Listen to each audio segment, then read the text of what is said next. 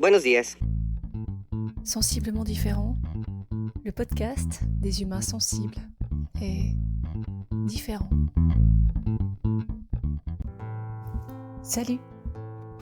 Cet épisode fait partie d'un hors-série spécial podcast J'envoie 2023. Un jour, un thème, un podcast. Aujourd'hui, il s'agit d'une contrainte technique. Je te laisse deviner laquelle. C'est quoi le bonheur pour toi? Ou c'est quoi le bonheur selon toi? J'ai interrogé 9 personnes sur le bonheur, de façon spontanée ou quasi spontanée.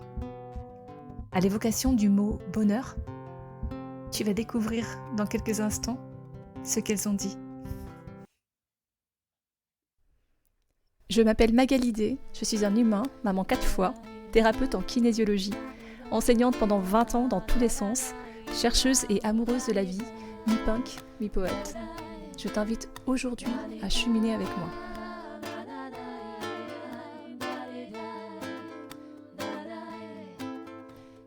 Abonne-toi à ce podcast que tu peux trouver sur toutes les plateformes pour ne rien manquer et participer à cette aventure extraordinaire, la tienne. Tu peux choisir d'être simple auditeur ou de devenir acteur.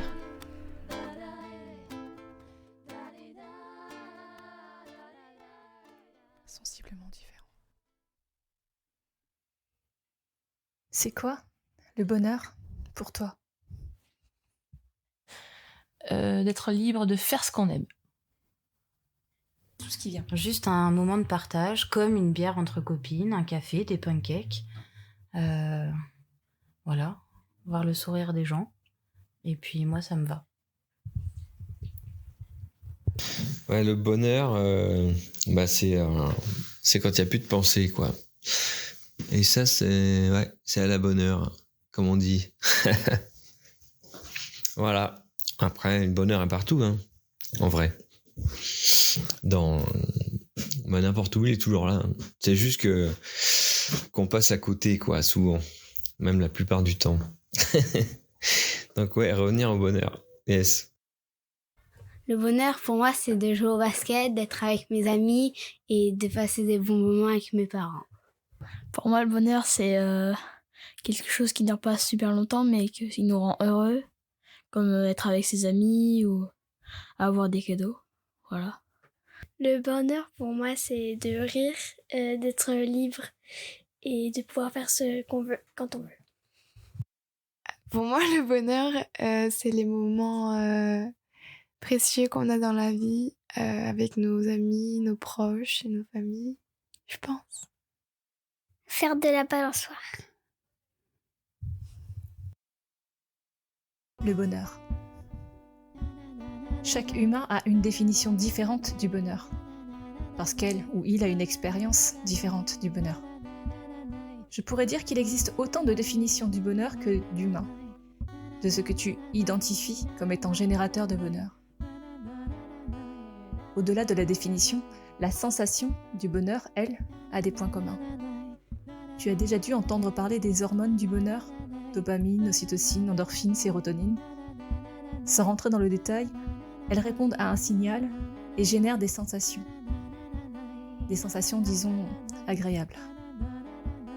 Ça, c'est quasiment la seule chose qui fasse l'unanimité par rapport au bonheur. Une autre différence est la croyance qu'il est possible pour toi, le bonheur. Chacun n'y associe pas la même possibilité ou la même probabilité d'existence pour lui ou elle. Tu navigues entre une sorte d'horizon lointain, un idéal, quelque chose d'inaccessible, de fugace, un souvenir ou un but à atteindre. Tu peux avoir inscrit dans ton système de croyance que tu ne le mérites pas, ou que c'est pour les autres, que tu es passé à côté, ou que de toute façon cela ne dure pas. Ces pensées, ces croyances, constituent une sorte de programmation, inconsciente donc. Dans ce cas, et c'est le cas de beaucoup d'entre nous, peut-être même la plupart d'entre nous, pour dessiner ton chemin vers le bonheur, prends conscience, puis libère-toi de tes chaînes passées, celles qui ont ancré en toi la certitude que c'est une sorte de rêve inaccessible, ou qu'il tombe par hasard, une fois tous les 276 ans, un genre de comète du bonheur. Te libérer de tes chaînes, c'est identifier ce que tu as acquis comme étant une vérité et qui génère du stress, des blocages chez toi, des empêchements d'être heureux, épanoui. S'en libérer donc, dire non à ce que tu ne veux pas ou plus. Chaque fois que ton corps bloque et s'exprime par une sensation de douleur ou de malaise, c'est un signal, un message de ton non intérieur, plus ou moins fort. Ton corps chuchote avant de crier. C'est une première étape vers le bonheur. Tu dis non à la situation ou à l'impact qu'elle a sur toi.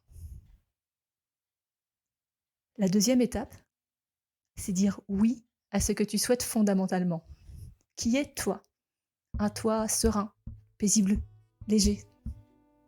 Identifier ce qui te fait oui, ça a l'air simple, dit comme ça. Mais parfois, il faut beaucoup de non pour comprendre ce qui, à l'inverse, fait oui. Tu dis beaucoup plus facilement « je ne veux plus avoir mal, avoir peur » que « je veux ça ».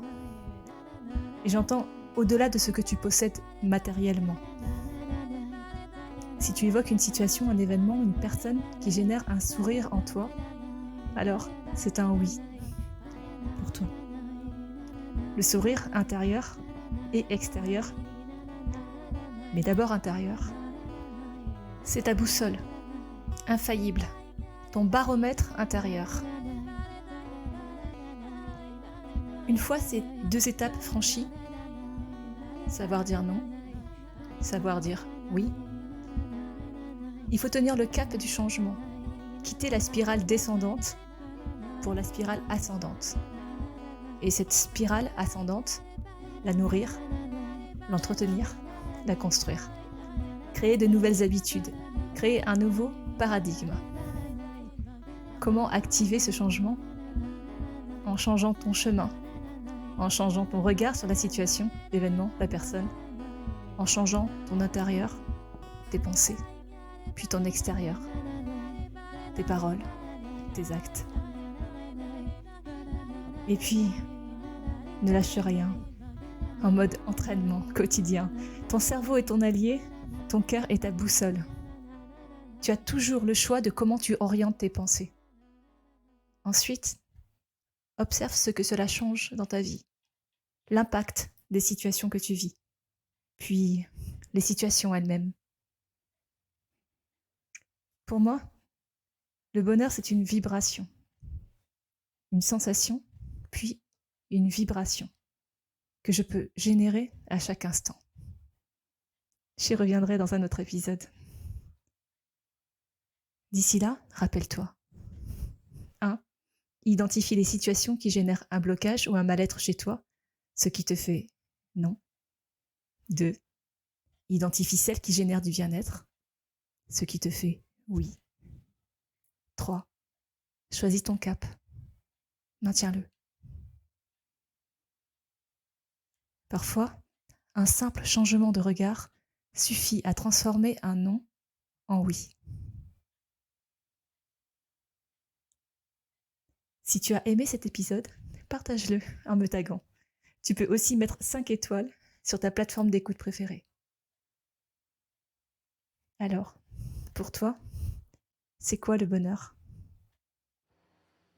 Je me souviens avoir eu cette sensation de bonheur intense.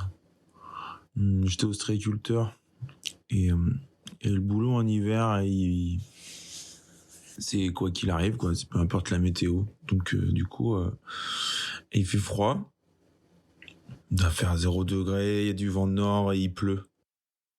Du coup, avec cette pluie, là, il fait encore plus froid. Et on travaille sous la pluie dans les parcs ostréicoles. Et donc le boulot, il est hyper intense, ça fonce, ça va à fond la caisse. Et arrive l'heure de la pause, puisque la mer est totalement basse. Donc on prend une pause là de une demi-heure à peu près, quoi. Et on est au milieu de, c'est humide partout, il y a de la vase, du sable, tout est trempé. Et là, quand t'ouvres ton panier avec toute la nourriture que t'as préparée la veille, vite fait. Et le premier truc que tu manges chaud, peu importe ce que c'est, une boîte de conserve, William sort un café avec un malheureux bout de chocolat. Quand tu sens cette chaleur intense qui traverse tout ton corps, ça fait du bien, quoi. Là, j'ai vraiment un truc qui m'avait marqué toute ma vie. Des choses hyper simples. Une boîte de conserve à 2 balles à Leclerc. Un carré de chocolat qui procure un bonheur immense dans ton corps, au milieu de toutes ces conditions un peu rudes. Le bonheur, en fin de compte, pour moi, il s'était résumé à pas grand-chose, de la chaleur, un peu de réconfort au milieu de conditions relativement compliquées. Écris-moi. Sensiblement différent.